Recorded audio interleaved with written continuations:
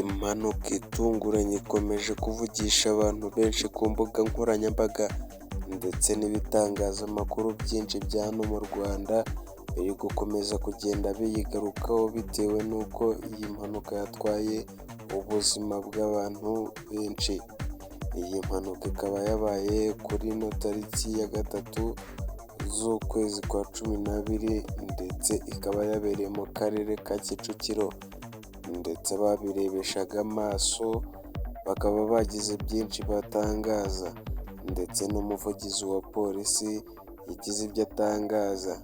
Ibyo ni byo tugiye kuba natwe twagarukaho ndetse tukamenya imva n'imvano y'iyi mpanuka ndetse na byinshi.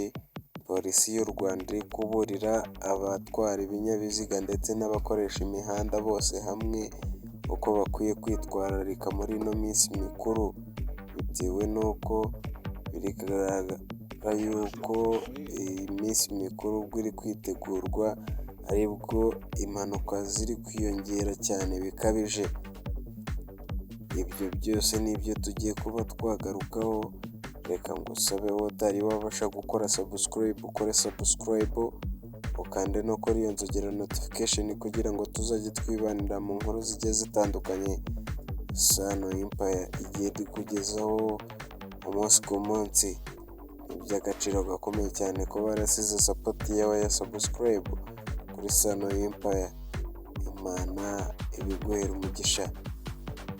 Kuri ino tariki ya 3 z'ukwezi kwa 12 2024 nibwo humvikanye inkuru ibabaje mu karere ka Kicukiro, aho yatangazwaga yuko habereye impanuka ihitanye umubare w'abantu benshi. Ariko muri uwo mubare w'abantu benshi, abenshi nk'uko muri kubirebesha amaso, iyi modoka yamanutse ikarenga umuhanda ikagwa hejuru y'inzu. Ababigiriyemo ibyago ni abari bari muri iyo karitsiye, aho bari bari kugenda mu nzira, nuko imodoka ikaza igakubita igahuranya.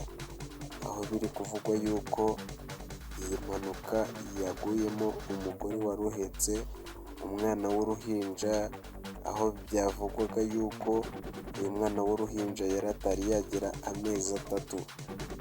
Byari agahinda gakabije ndetse ababirebesheje amaso n'amarira ari kubunga mu maso, aho bavuze yuko iyi modoka ubwo yari iri kumanuka iva aho bita Kicukiro santere imanuka ikomeza sa Sonatube, yabuze kontorore, akaba aribwo irenga umuhanda ikaza kugwa mu nzu z'abaturage ndetse ikaza kugonga uwo mugore ndetse ikagonga n'umusore.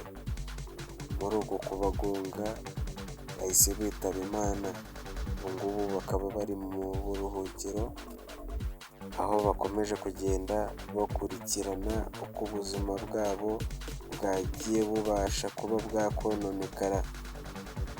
Abakomeje kugenda bavuga kuri iby'iyi mpanuka uko babibonye, bagaragaje yuko umushoferi ari we wabaye imbarutso y'uko iyi mpanuka iba, aho uyu mushoferi yajiye ku muvuduko akagera ahamanuka akaza kubura feri, nuko akaza kurenga umuhanda.